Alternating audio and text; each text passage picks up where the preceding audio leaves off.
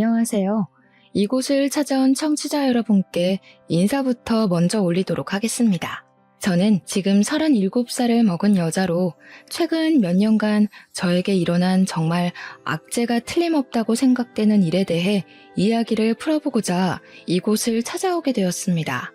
제 친구가 엄청 즐겨 듣는데 만약 제 사연이 뽑히게 된다면 제 친구가 듣고 깜짝 놀라지 않을까 싶기도 합니다. 저는 세상의 다양한 사람들을 존중하고 또 모든 사람들은 평등하다는 마음으로 한평생을 살아왔지만 요즘 들어서는 조금 다른 생각을 가지게 되었습니다. 남에게 피해를 주지 않고 스스로를 보호할 수 있는 사람들이야말로 존중과 평등을 지지받을 수 있는 사람이라고 생각하게 되었습니다. 모든 사람들에서 일부의 사람들로 바뀌게 된 것에 가장 큰 일조를 한 사람들, 그리고 사건들에 대한 이야기를 지금부터 차근차근 풀어보도록 하겠습니다.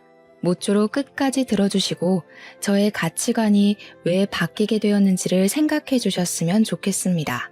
물론 이 사연을 들으시는 분들에게는 어떻게 저런 일들이 생길 수 있지? 라고 느끼실지 모르겠지만 저도 저에게 이런 일이 벌어질 거라곤 생각도 못했습니다. 그러니까 청취자 여러분들 주위에서도 충분히 일어날 수 있는 일들이고 이미 포진되어 있는 상태일 수도 있으니 오늘부터 의심의 눈초리로 살펴보시기 바라겠습니다. 저는 야구를 정말 좋아하는 여자랍니다. 한국 야구는 리그 자체도 크고 전국 각지의 구단이 하나씩 자리 잡고 있기 때문에 응원을 하는 맛도 상당합니다. 20살 때 처음으로 동네 오빠들을 따라서 야구를 보러 갔다가 그 압도적인 응원과 매 순간순간 뒤집어지는 스코어에 푹 빠져 정말 야구에 미쳐있구나 할 정도로 살았습니다. 야구를 처음 본 이후에 완전히 매료되어서 야구장을 집처럼 드나들기 시작했는데 그 당시에는 대학생이기도 했고 용돈 자체도 빤해서 매번 가는 게 부담스러웠습니다. 돈이 있어야 티켓을 사서 보러 갈 수 있지 않겠습니까? 그러다 보니 용돈을 모아서 즐길 수 있을 때나 한 번씩 다녀오곤 했고 평소에는 TV로 시청을 했습니다. 야구장에 한 번 가면 맥주도 사서 마셔야 했고 치킨도 시켜 먹어야 하고 돈이 생각보다 꽤 깨지게 되거든요. 대학을 졸업하고 취직을 한 이후 20대 후반쯤 되었을 때는 저도 여유가 생긴 편이라 야구를 더 자주 보러 다닐 수 있게 되었습니다. 제가 취업이 잘 된 편이라 대기업 디자인팀에서 일을 할 수 있었는데 미대를 졸업한 사람치고는 아웃풋이 상당히 좋은 축에 속했습니다. 대기업 지명 광고의 대부분이 제 손을 거쳐서 탄생했다고 말을 할 수 있을 정도로 열심히 일을 했고 자부심을 가지고 살았습니다.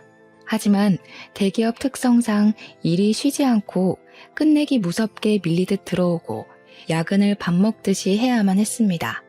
처음에는 야근 수당도 챙겨주고 프로젝트가 성공하면 성과급이 어마어마하게 들어왔기 때문에 체력을 엄청나게 소모하면서 일을 했습니다. 젊었을 때야 며칠 잠을 제대로 자지 못하고 일을 해도 몸이 괜찮았는데 몇 년 반복이 되다 보니까 몸이 정말 축나는 게 느껴질 정도로 힘이 들었습니다. 몸만 힘들면 운동이라도 해서 버티겠는데 정신적으로도 스트레스를 너무 많이 받고 사람이 피폐해진다는 게 느껴지더라고요. 상사의 잔소리부터 시작해서 윗선에서 이 폰트가 마음에 안 든다, 이 색 배치가 별로다 하면서 트집을 잡아대니 전공도 하지 않은 사람이 뭘 아냐고 따져묻고 싶은 수준까지 가더라고요. 퇴사를 할까 말까 고민하던 도중 퇴사를 결정짓게 만든 사건이 발생하게 되었는데요. 제 원칙이자 주의가 사내 연애는 죽어도 하지 않는다거든요. 사내 연애를 하면 결혼까지 꼭 가야 한다는 압박감이 있기도 했고 어쨌든 많은 사람이 제 연애를 알게 된다는 건데 그게 부담스럽고 정말 싫었어요. 싸워도 티가 나고 싸우지 않아도 티가 나고 또 주변의 상사분들이 워낙 꼰대적인 마인드를 가지고 계신 분들이라 참견을 엄청나게 할 텐데 그걸 견디면서 굳이 연애를 할 필요가 없잖아요. 그런데 회사 과장님이 저에게 은근히 티를 내면서 20대 후반에 결혼을 해야 여자는 좋은 집안에 시집을 갈 수 있는 거다 하면서 들러붙었어요. 저한테 대놓고 뭐 저렇게 튕기고 있냐, 그냥 한 방에 넘어와라 하면서 말도 안 되는 소리를 하는 과장님이었는데, 제가 그 과장님한테 이러지 마시라고 이야기를 했거든요. 그 과장님은 무려 저랑 띠동갑이나 차이가 나는 40살의 노총각 과장이었단 말입니다.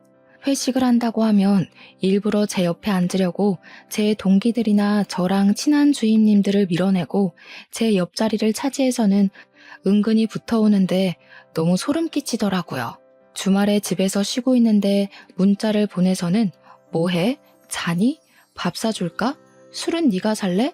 하는 연락을 계속 보내고 정말 나이값을 못하는 사람이었습니다. 저는 28인데 나이 40에 100까지 나온 아저씨가 저한테 계속 저런 연락을 해대니까 정신적으로 너무 힘들더라고요. 얼굴도 별로였고 딱 봐도 아빠 같은 사람이나 다름없었고 심지어 머리까지 점점 빠지고 있는 호라비 같은 남자였다고요. 더 어이가 없는 건 회사 사람들을 어떻게 구워 삶은 건지 과장님이랑 친한 분들이 자꾸 저한테 저만한 남자가 없다면서 은근히 붙여놓으려고 하는 겁니다. 회사 사람들까지 한 통속으로 굴어대면서 대리며 팀장이며 그 과장만큼 착한 사람이 없다고 대기업 다니는 사람 둘이 만나면 잘 먹고 잘 살겠지 하면서요. 그 과장님은 주변 사람들이 자기를 돕는다는 것에 용기를 얻은 것인지 뭔지 저한테 사랑한다, 제가 없으면 자기는 죽을지도 모른다 하는 게 아니겠습니까? 저한테 저랑 사귈 수 있다면 제가 원하는 모든 걸 해줄 수 있다고 해서 그게 너무 짜증나는 나머지 그럼 그냥 죽으세요 하고 보냈어요. 그런데 사내의 소문이 이상하게 나더라고요. 한 여자만 바라보는 순정남에게 매정한 말투로 죽으라고 했다고 제가 나쁜 년이라면서 말이죠. 탕비실에 갔는데 그 무리들의 싸늘한 시선이 진짜 말로 표현할 수 없어요. 애초에 저는 발 디딜 틈을 주지 않았는데 제가 여지를 줬으니까 노총각이 저에게 마음을 품은 거 아니겠냐고 자기들끼리 수군거리더라고요. 그냥 처음에는 그래, 너네들끼리 잘 떠들어봐라, 나는 그래도 꿈쩍하지 않겠다 하면서 애써 무시하는 마음을 먹으며 지냈었습니다. 그런데 시간이 지날수록 저는 사람을 손바닥에 두고 가지고 노는 나쁜 년이 되었고 그 때문에 하나둘 은근히 저를 따돌리기 시작했습니다. 과장님은 저에게 그런 소문은 자기랑 사귀기만 하면 잠잠해질 것이다, 자기는 모은 돈도 많고 능력도 꽤 있으니 연애 없이 바로 결혼해도 좋다 하는 게 아니겠습니까? 저에게 과하게 집착을 하는 그 노총각 과장님에게 저는 점점 진절머리를 치게 됐고, 그러면 그럴수록 거머리처럼 들러붙는 행동에 정말 딱 정신이 나갈 것 같았습니다. 견디지 못한 저는 팀장님께 일을 그만두겠다고 이야기를 했고, 팀장님은 저에게 별다른 말 없이 사표를 수리해 주시겠다고 했습니다. 팀장님 또한 저와 노총각 과장을 엮던 사람이라 그런지 제가 그만둔다고 하는데 몸이 안 좋냐, 왜 그러냐 이런 말도 없이 아이고 우리 과장 어떡하냐 하는 소리나 하더라고요. 저는 마지막까지도 제가 힘든 것은 생각도 하지 않고 노총각 과장 편만 드는 회사 사람들에게 치를 떨었고 결국에는 회사 감사팀에 가서 직장 내 괴롭힘 신고를 했습니다. 회사 측에 직장 내 괴롭힘으로 인해서 사직서도 냈고 이대로 넘어가기에는 내가 당한 정신적 피해가 크다고 산재 처리를 하고 싶다고까지 했습니다. 처음에는 알아보겠습니다 정도였던 감사팀에서도 제가 고용노동부와 신고센터에 신고를 하겠다, 인터넷에 올리겠다고 하니 일 처리를 빠르게 하더라고요. 회사에서 제 이야기를 꼼꼼하게 들어주고 제가 그동안 들었던 소문과 그 소문의 원흉에 대해서도 차근차근 설명을 했습니다. 저는 퇴직을 했고 그 이후 노총각 과장은 지방으로 좌천이 됐다고 하네요. 그리고 저와 과장 사이에서 저울질을 하며 과장을 도왔던 사람들 모두 직장 내 괴롭힘이 인정되었습니다. 다들 3개월씩 감봉을 당했고 회사 게시판에는 그들이 저를 괴롭혔던 내용들이 숨김없이 전부 실명을 포함해서 기재되어 올라가게 되었습니다. 그 일로 쪽팔리다며 그 좋다는 대기업을 그만둔 사람도 있다고 하니 결과적으로는 잘된 일이라고 생각합니다. 회사 사람들 일부는 저에게 너무하다며 연락을 했고 일부는 고생했다, 버티느라 마음고생 심했겠다 하며 연락이 왔는데 당시에는 모른 척 하더니 이제 와서 왜 그러는지 어이가 없더군요. 저는 회사와 관련된 모든 사람의 연락처를 차단하는 것으로 마무리 지었습니다. 저는 그동안 회사에서 받았던 스트레스를 풀기 위해서 퇴직한 기념으로 야구를 보러 다니기로 결심을 했습니다. 제가 퇴사를 한 시점이 야구의 개막 시점이기도 해서 타이밍이 아주 나이스하다고 생각을 하고 야구 티켓들을 알아보기 시작했는데 제가 퇴직금을 받지 않았겠습니까? 정신적인 스트레스도 풀 겸 쉼없이 달려온 인생이니 1년 정도는 쉬어야지 하고 마음을 먹었기 때문에 아주 큰 마음을 먹고 엄청 비싼 시즌권을 구매하게 되었습니다. 야구를 보러 간다고 생각을 하니 가슴이 두근거려서 잠이 오지 않을 정도로 신이 나 있었습니다. 저는 회사 생활을 잘한 덕분인지 저희 회사 하청업체 사장님들에게서 간간히 외주 제작으로 지명 광고를 부탁하는 일들이 들어오기 시작했습니다. 평일에는 야구가 오후 시간대에 시작을 했기 때문에 아침에 일어나서 야구 시간이 다가오기 전까지는 외주 일을 하면서 용돈벌이를 하기 시작했습니다. 스스로 재택근무에 퇴근 시간을 정해놓고 일이 끝나면 바로 야구를 보러 가기 위해 야구장으로 달려갔습니다. 제가 혼자 가서 맥주도 마시고 안주거리도 하고 하면서 응원을 했는데 저는 워낙 성격이 혼자서도 잘하는 성격이라 그런지 전혀 위화감 없이 잘 다녔어요. 그러다 보니 자주 야구를 보러 오시는 분들이 저에게 말을 걸기도 하고 같이 응원을 하기도 하면서 친구들도 꽤 사귀게 되었고요. 시즌권이라는 게 구매를 하게 되면 지정 자리를 얻게 되는데 제 옆에 우연히도 저처럼 혼자 야구를 즐기는 남자분이 한 분 있었습니다. 저랑 성향이 비슷한 건지 혼자 와서 맥주와 안주를 챙겨서는 주야장천 야구만 보는데 이거저거 물어보는 말도 없고 서로 할 거 딱 하니까 편하고 좋더라고요. 나중에 친해진 사람들은 저에게 혹시 그 남자분이랑 커플인 거냐고 둘이 어쩜 말없이 야구만 보냐고 물어보는 사람들도 있었습니다. 커플은 무슨 개뿔 커플이겠냐고 웃으면서 대꾸를 하고 야구에 집중하기를 한 3달쯤 됐을까요? 그날 경기가 잘 풀리지 않아서 저희가 지고 있는 상황이었습니다. 하필 딱 중요하게 만루의 원아웃인 상황이었고 역전도 가능한 공격 타이밍에 제 맥주가 뚝 떨어지고 말았던 것입니다. 그 타이밍에 시원한 맥주가 너무나도 마시고 싶었고 지금 사러 나가자니 공격 타이밍이 너무나도 중요했고 신경질이 확 나더라고요. 저도 모르게 아이씨 하면서 다리를 떨고 있었는데 옆에 앉은 그분이 저에게 맥주 한 캔을 딱 내미는 것이 아니겠습니까? 맥주 다 마셨죠? 일단 이거 드시면서 보세요. 지금 사러 나갔다가는 역전하는 거 못 볼 수도 있어요.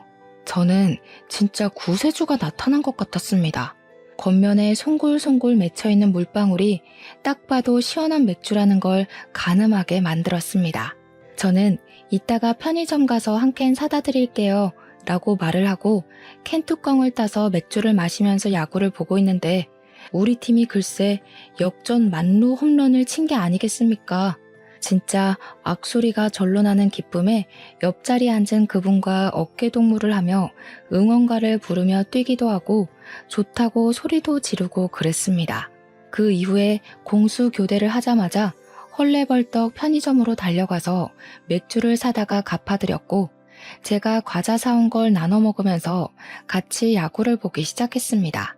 제가 흥분이 가시질 않아서 기쁜 마음에 또 언제 오냐고 시즌권 산 거 맞냐고 물어보니까 자기도 내일 또 올 거라고 내일 보자고 하더라고요. 저는 취미가 맞는 친구가 생긴 것 같아서 너무나도 즐거웠고 같이 야구를 보는 내내 선수들에 대한 이야기도 하고 팀 이야기도 나눴습니다. 주변에 야구를 저처럼 즐기는 사람이 없어서 그런 친구를 사귀었다는 게 진짜 너무 즐거웠어요. 한 시즌을 내내 같이 야구를 보면서 옆에 앉은 그 남자분과 엄청나게 친해졌고 서로 휴대폰 번호도 교환하게 되었습니다. 야구 언제 보러 가냐, 이번 주에 가냐 하고 물어보고 갈 수 있으면 시간을 맞추고 못 가면 아쉬워하면서 술이나 안주도 서로 챙겨주면서 지냈습니다. 원래 야구장의 묘미가 승리를 한 다음 야구장 앞에 펼쳐지는 포장마차에 가서 술 한 잔 더 하는 거거든요. 이기든 지든 한 잔 더 하자 하면서 그분과 매일같이 포차에 가서 술을 마시고 하다 보니 서로 취향도 알게 되고 엄청 친해졌습니다. 어느 날은 저에게 무슨 일을 하냐고 물어보길래 저는 그냥 대기업 디자인팀에서 근무를 하다가 스트레스를 견디지 못하고 때려치운 뒤 지금은 외주 일을 간간히 받아서 하고 있다고 말했습니다. 그러니까 저를 향해서 엄지손가락을 치켜 세우더니 능력자가 자기 눈앞에 있다고 너스레를 떨더라고요. 능력자라고 하기엔 볼품없는 몸이라고 했더니 집에서 근무를 하면서 야구를 다 볼 수 있을 정도로 여유를 가질 수 있다는 거 아니냐고 하더라고요. 듣고 보니 맞는 말이긴 했어요. 재택근무하면서 제 루틴은 제가 짜서 움직이는 거고 야구 보고 싶을 땐 언제든지 야구를 볼 수 있는 몸이었으니까요. 그냥 고개를 끄덕이면서 그런 셈이긴 하다고 대신 대기업에 근무를 할 때 반 정도밖에 수입이 되지 않는다고 이야기를 했습니다. 그러니 저에게 출퇴근을 하지 않으니 교통비도 빠질 것이고 재택근무니까 옷차림 신경 안 써도 되니까 절약되는 것도 꽤 있을 것 같다고 했습니다. 야구를 보러 나올 때 말고는 아예 집 밖으로 나가는 일이 없다고 하니 막 웃더라고요. 제가 겉보기에는 집에서 빈둥빈둥할 것 같아 보이진 않았다면서요. 그렇게 얘기하면서 알게 된 것은 남자의 이름은 민우였고 저보다 2살이 어린 연하남이라는 것이었습니다. 취업이 빨리 된 덕분에 꽤 알아주는 유명한 타이어 회사에 재직 중이었는데 야구를 너무 좋아해서 어떻게든 일을 끝내고 야구장으로 바로 퇴근한다고 하더라고요. 저한테 좋아하는 야구 선수가 누구냐, 어떤 모습이 좋냐 물어보는데 제가 일부러 놀려 먹으려고 야구 선수의 허벅지가 좋다고 이야기를 했거든요. 당황할 줄 알았는데 눈을 반짝이더니 남자의 생명 아니겠냐고 엉덩이부터 내려오는 라인이 기가 막힌다고 자기가 더 신나서 이야기를 하더라고요.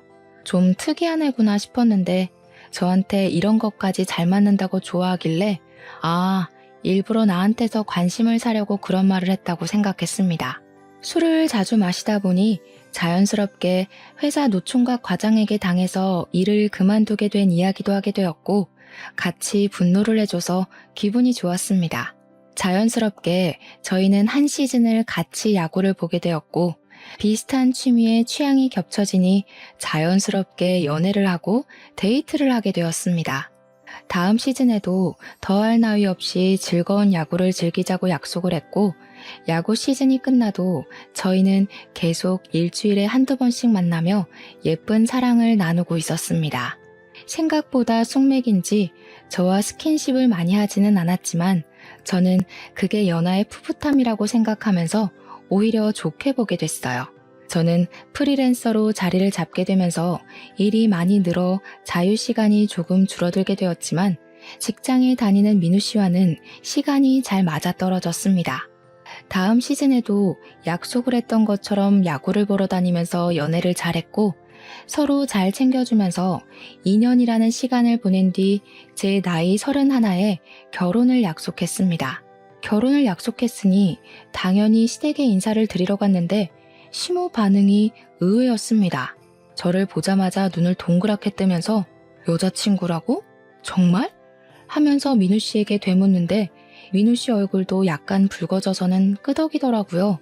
의외의 모습이 있네 하고 귀엽다고 생각한 것도 잠시 시모 될 사람이 저에게 하는 일이 무엇이냐고 물어보았고 저는 제 일에 대해 열정적으로 설명을 했습니다.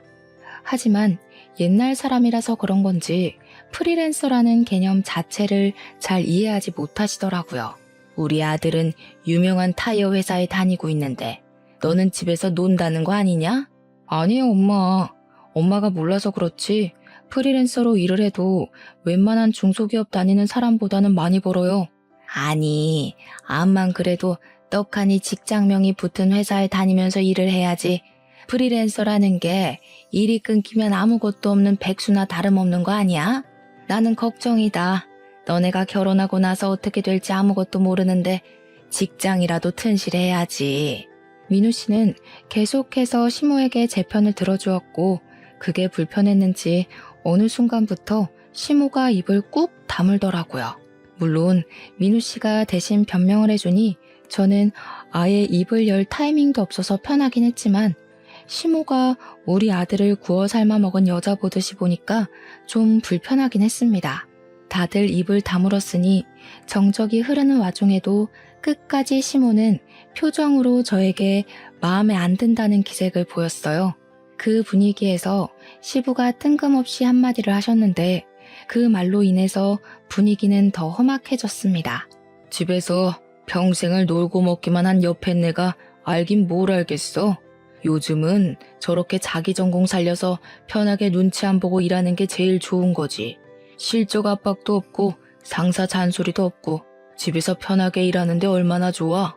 그런데 집에서 평생 놀고 먹기만 한 여팻네라는 말이 시모의 발작 버튼이었는지 엄청 자존심 상해하면서 시부랑 부부싸움이 벌어지게 된 것입니다.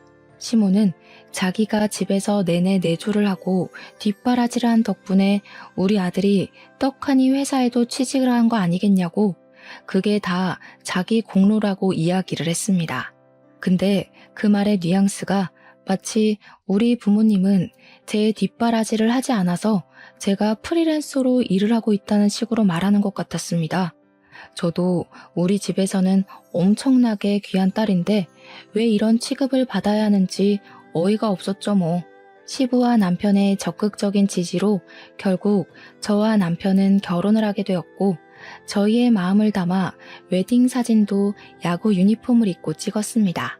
신혼여행도 잘 다녀오고 신혼집에 입성을 하자 결혼을 했다는 게 정말 실감이 나더라고요. 올해도 즐겁게 잘 지내보자고 남편과 손을 맞잡고 이야기를 했지만 저희는 야구 시즌권을 구매할 수 있는 상황이 되지 못했습니다. 제가 갑자기 일이 엄청나게 늘어나게 되어서 야구장은커녕 집에서 TV로 중계를 볼 시간조차 생기지 않았기 때문이었습니다. 거기다가 남편이 갑자기 지방에 있는 본사로 발령이 나면서 저희는 신혼을 시작하자마자 주말 부부로 생활을 하게 되었습니다. 지방 대도시가 본사인 회사라 남편은 승진을 해서 본사 발령을 가게 된 것이긴 하지만 신혼인데 주말에만 만날 수 있다는 게 너무 슬펐습니다. 물론 제가 프리랜서였기에 무리를 하면 따라갈 수 있는 상황이긴 했지만 외주 제작을 하던 일들이 전부 미팅을 해야 하는 일이라서 갈 수가 없었습니다. 일을 조금 줄이거나 무조건 서면으로 일을 받으면 가능하긴 했지만 하던 일까지는 마무리를 해야 따라갈 수 있었죠. 그런데 남편이 원래 본사에서 기숙사를 구해주기로 했었단 말이죠. 결혼을 했으니까 부부가 같이 살 수 있는 소형 아파트를 해주기로 했었습니다. 하지만 그게 회사의 사정으로 무산이 되게 되면서 2인 1실을 사용하는 기숙사에 들어가게 되어 제가 따라가기가 어려워지게 되었습니다. 신혼집의 전세 계약 기간이 남아있었기에 저는 결국 서울에 남는 것으로 남편과 합의를 보게 되었습니다.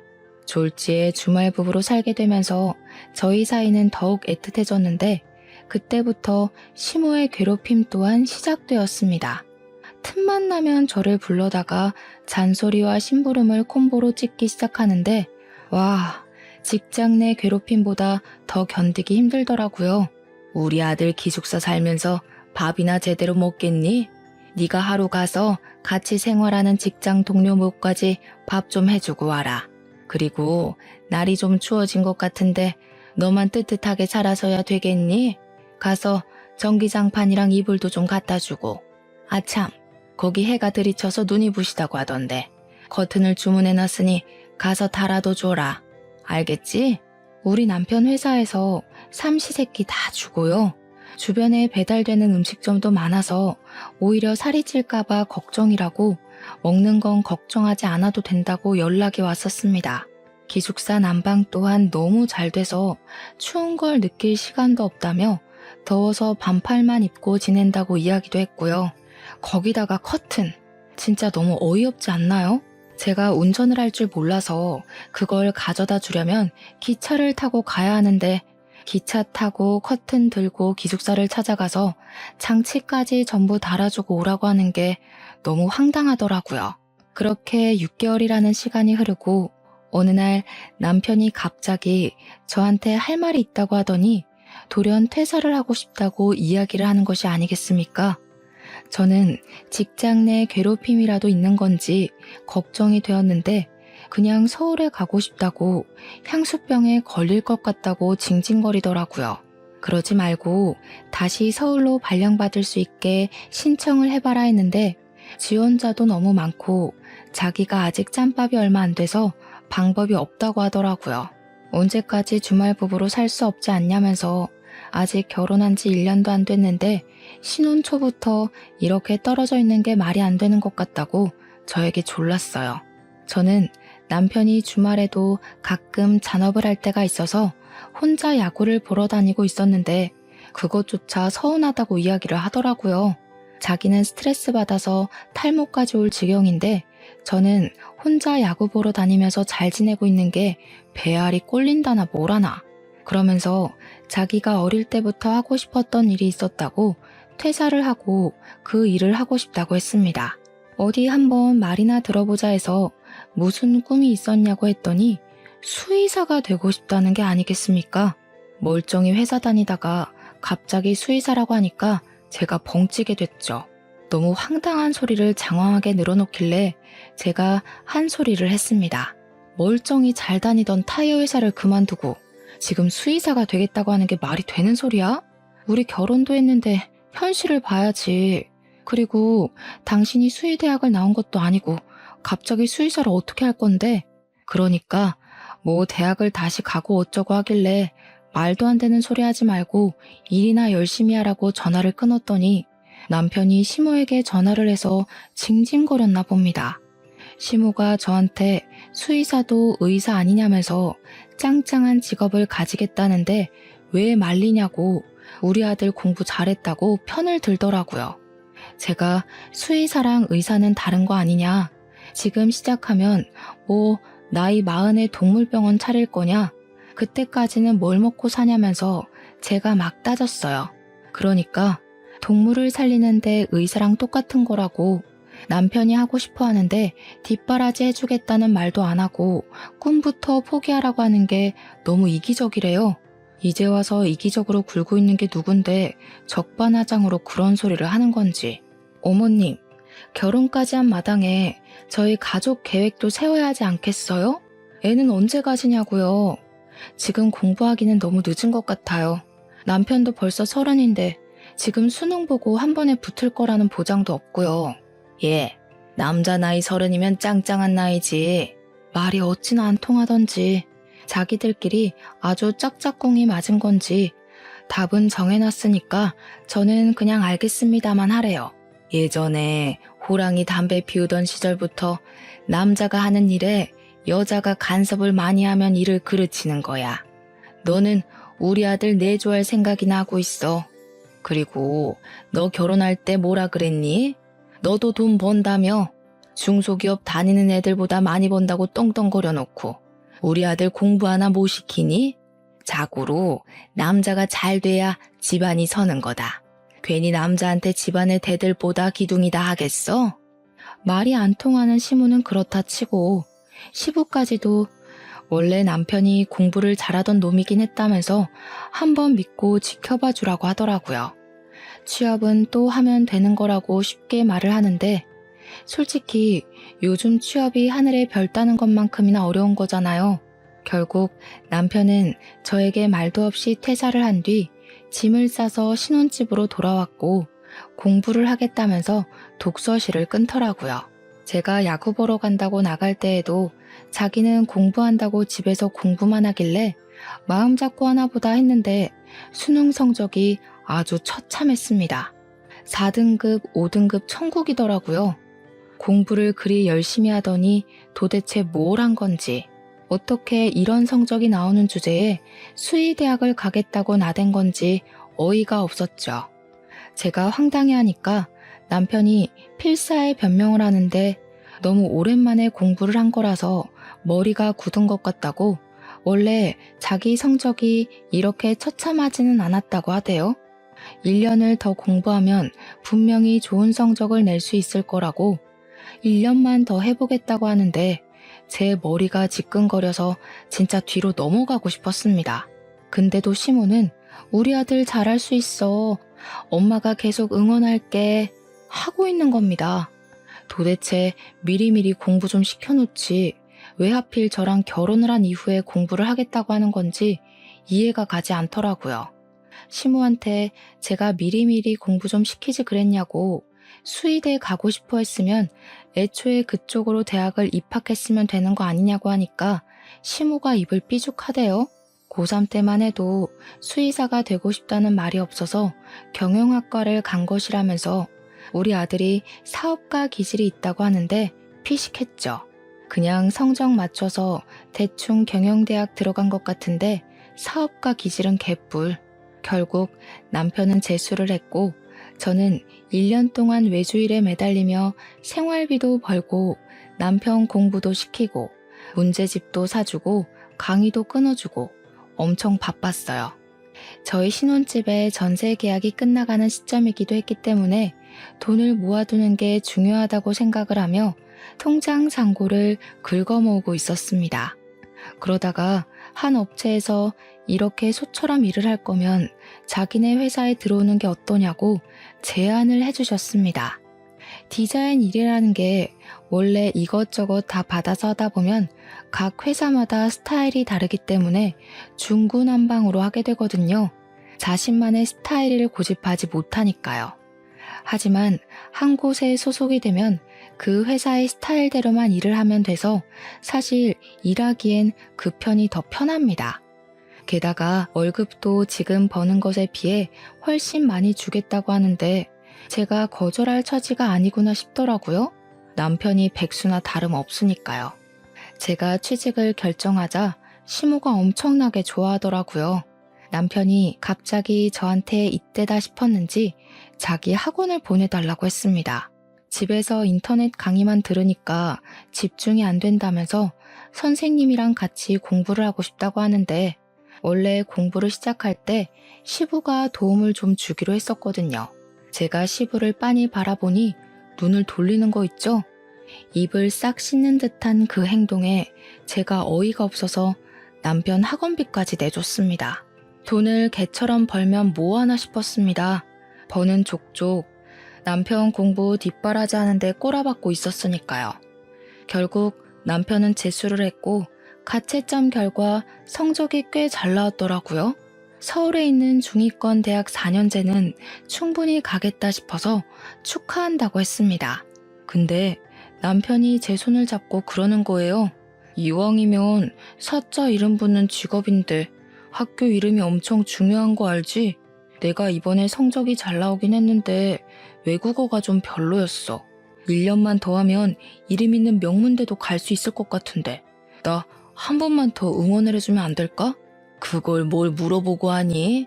당연히 명문대 가는 게 훨씬 좋지. 어차피 우리 며느리가 일을 하고 있는데 너는 편하게 공부만 해.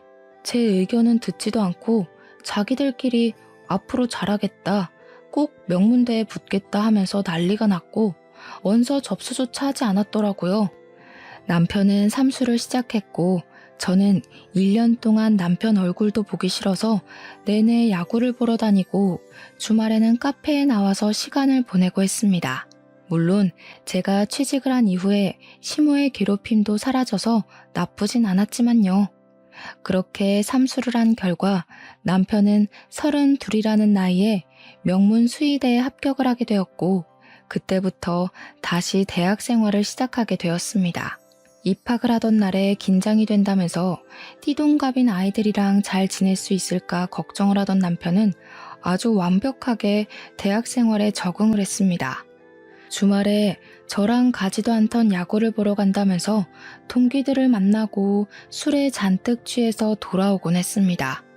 학교 등록금도 제가 내주고 있었는데 저는 완전히 찬밥 신세더라고요. 제가 애를 키우는 건지 결혼을 한 건지 이해가 가지 않을 정도였습니다. 남편은 날이 가면 갈수록 밖으로 나돌기 시작했고 저는 결국 열이 받아서 남편을 붙잡고 진지하게 이야기를 할 수밖에 없었습니다. 당신이 대학을 가서 다시 공부를 하고 꿈을 찾겠다고 한 거 나는 지지해. 그렇기 때문에 삼수를 하는 과정에서도 꿋꿋하게 뒷바라지를 한 거야. 그런데 지금 꼴이 이게 뭐야? 우리가 부부인 건지 내가 대학생이 된 아들을 하나 키우는 건지 정말 모르겠어. 맨날 술만 마시고 집에도 늦게 들어오고 동기들이랑 놀러 다니느라 바쁜 걸 보면 내 숨이 턱턱 막혀. 이대로는 나도 더 이상 못 견디겠으니까 우리 이혼하는 게 좋겠어. 제가 진지하게 이혼을 이야기하자 남편이 펄쩍 뛰면서 절대 안 된다고, 저 없으면 못 산다고 난리를 치는 게 아니겠습니까? 저는 남편에게 나 없이도 잘 살고 있으면서 무슨 소리냐고 그냥 시댁에 가서 살라고 했더니 잘못했다고 싹싹 빌더라고요. 그 뒤로는 씨알이 먹힌 건지 술 먹는 것도 자제하고 저랑 시간을 더 보내려고 애를 쓰는 것처럼 보였습니다. 하지만 저와 함께 있는 시간에도 남편이 휴대폰에서 손을 놓지 못하고 누군가와 계속해서 연락을 하고 눈치를 보더라고요. 제가 수상한 마음에 누구랑 그렇게 연락을 하느라 휴대폰을 손에서 놓지 못하는 거냐고 했더니 대학 과제 때문에 그런 거라고, 조별 과제를 해야 한다고 했습니다. 제가 힐끔 휴대폰을 겼는 줄로 보니까 형 하면서 이야기를 하더라고요. 남자 동기랑 연락을 할 이유가 뭐가 있겠나 싶어서 과제를 한다고 생각을 했죠. 남편에게도 대학 생활이라는 게 있으니까 그냥 그러려니 하면서 지내려고 했어요. 저와 잘 지내려고 노력하는 모습을 보여줬으니까요. 남편은 예과 2년 과정을 마치고 4년을 더 수의학과에서 공부를 시작하게 되었습니다. 예과 2년이 끝나고 자퇴를 하는 애들도 꽤 있다며 남편은 서운해하더라고요. 저는 그런 남편을 보면서 남편 나이가 벌써 34살인데 4년 더 공부하고 나이 40에서야 수의사 되게 생겼다고 걱정이 좀 되었고요. 저는 제가 회사 생활을 하면서 벌어오는 돈으로 대책 없이 사는 남편에게 점점 지쳐가고 있었습니다. 그리고 제가 남편에게 아이를 가지자고 선언을 했죠. 제 나이가 36인데 더 늦으면 힘들 것 같다고 이야기를 하니까 남편이 그러는 거예요. 우리 아이 생각은 하지 말고 나중에 동물이나 키우면서 둘이 오순도순 살자고요. 남편이 학교 생활이 힘들다는 이유로 저랑 각방을 쓴 지도 꽤 됐고 저는 그게 말이나 되냐며 남편에게 화를 냈죠. 시모도 은근히 아이를 바라는 눈치인데 아이랑 동물이 같냐고 하니까 자기네 부모님도 이해해 주실 거라고 걱정하지 말라는 겁니다.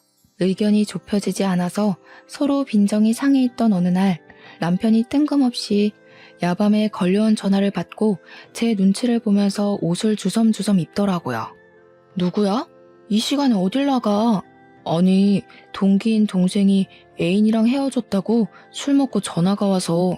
뭐? 이 시간에 그게 말이 돼? 너 혹시 바람났어? 아, 남자애야. 근데 전화기에서 목소리가 흘러나오는데 진짜 남자애가 형 하면서 울고 있는 겁니다. 저한테 고작 해봐야 20대 초반인 남자애라고 그때는 본인 연애가 하늘이고 땅 아니냐면서 달래주고 온다고 하는데 저도 황당해서 그래 갔다 와라 했습니다. 그 이후에도 남편은 학교 생활에 빠져서 툭하면 나가고 툭하면 남자 동기들 만난다고 술 먹고 그런 생활을 반복하다 제가 어느 날 꼬리를 잡게 되었습니다. 제이라는 여자에게서 온 문자를 보게 된 것인데 내용이 보고 싶다는 말이었습니다. 저는 놀래서 남편 휴대폰을 빼앗아 문자 목록을 뒤지는데 남자애들 이름 사이에서 제희 딱 2글자로 저장된 이름을 발견한 거죠. 여자로서 순간 직감이 들었고 문자 내용도 보고 싶다, 뭐하냐, 목소리 듣고 싶다 그런 내용만 가득한 게 아니겠습니까? 저는 배신감에 치를 떨면서 남편에게 해명을 하라고 했고 남편은 사색이 되었습니다. 아니 그런 게 아니라 아무 말도 못하고 계속 그런 게 아니다만 반복하는데 대학을 가서 새파랗게 어린 여자랑 바람이 났다는 게 진짜 믿어지지가 않더라고요. 제가 부들부들 떨면서 당장 시댁에 가서 이야기를 하겠다고 옷을 입고 나오니 남편이 저를 따라오면서 오해라고 변명을 시작했어요. 하지만 저는 들리지 않았습니다. 그리고 그 야밤에 시댁을 찾아가 시부모에게 남편이 바람이 났다고, 대학에 가서 어린 여자랑 바람이 났다고, 그년이랑 야구도 보러 가고 데이트도 했다고 다 고자질을 했죠. 문자를 보는데 저랑 했던 데이트를 그대로 그 여자와 했더라고요. 저는 열받아서 눈물도 나오지 않았습니다. 시부는 진짜냐고 몇 번이나 되묻고는 남편의 뺨을 그대로 내리쳤습니다. 우리 며느리가 뒷바라지 다 해서 대학 보내놨더니 그런 식으로 뒤통수를 때려? 바람을 펴? 아니, 아들 뺨은 왜 때리고 그래? 보아하니 임신도 못하는 게 지가 돈 번다고 우리 아들 무시하고 그랬겠지. 제가 오죽하면 딴 데 눈을 돌렸겠어? 더 들을 필요도 없을 것 같아요. 이혼하겠습니다. 그래, 나도 너 마음에 안 들었어. 꼴랑 그거 본다고 유세 떨기는. 이혼해. 남편은 안 된다고 제 다리를 붙잡고 늘어지는데 시모는 남편 등짝을 때리면서 추잡하게 굴지 말고 이혼하라고 하대요. 남편이 계속해서 협의 이혼을 거부하는 바람에 저는 변호사를 선임해서 소송을 진행했고 상간녀 소송 또한 준비를 했습니다. 전화번호랑 이름이랑 전부 변호사에게 넘기고는 알아서 잘 처리를 해달라고 했는데 이혼을 진행하던 도중 변호사가 저에게 연락을 해왔습니다. 사모님, 제이라는 이름으로 남편분 주변 상간녀를 찾아보고 소장 접수도 다 했는데요. 법원에서 시정 명령이 나왔어요. 그게 상간녀가 아니라 제이라는 사람이 남자라는데요. 저는 제가 들은 말이 뭔 말인지 한참을 생각해야 했습니다. 그러니까 남편이 바람을 피운 상대가 여자가 아니라 남자라는 것이었습니다. 저를 만나기 전부터 그랬던 건지 뭔지 모르겠지만 남편은 양성애자였고 대학에 가서 남자와 바람을 핀 거죠. 어쩐지 저랑 부부 생활도 매끄럽지 않았고 이상형 이야기를 나눌 때도 자꾸 남자 이야기를 그렇게 하더니 그게 저에게 환심을 사려고 한 행동이 아니라 진심이었던 것입니다. 남편이랑 이야기를 하려고 하니 남편은 저에게 시댁으로 오라고 하더군요. 저랑 이혼한다고 시부에게 맞아서 다리를 깁스해서 못 움직인다는 것입니다. 시댁에 가니 시부는 미안하다고 저랑 눈도 못 마주치시는데 시모는 저에게 뻔뻔하게 여길 나타나냐고 한 소리 하시대요. 물어보고 싶은 것만 물어보고 갈 거예요.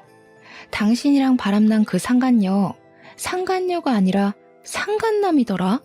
제이가 여자가 아니라 남자래.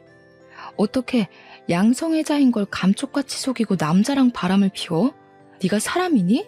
그러니까 남편 얼굴이 창백해지고 시부는 눈알이 돌아가고 시모는 개거품을 무시더군요. 그게 무슨 소리냐고 물어보길래 저도 똑 부러지게 말씀드렸죠. 법원에서 상간녀 소송정보 시정명령이 내려왔더라고요. 주민번호 뒷자리가 2가 아닌 1로 시작해야 된다고요. 이 미친 정신병자 새끼가, 이 쓰레기 자식, 당장 내 집에서 나가! 시부가 바로 방에서 골프채를 들고 나오시는데 우리 시모는 남편을 붙잡고 우리 아들이 그럴 리가 없다고 막 소리를 치셨습니다. 도대체 누구 인생을 망치려고 나랑 결혼을 했어? 혼자 얌전히 살지. 혹시 나는 네가 남자들을 만나러 다니기 위한 방패막이었니? 그러니 남편이 아무 말도 못하고 울더라고요. 그래서 애도 갖기 싫다고 한 거야? 어쩐지 이상하다 싶었어. 아주 심각한 병에 걸려서 평생 고통받았으면 좋겠다.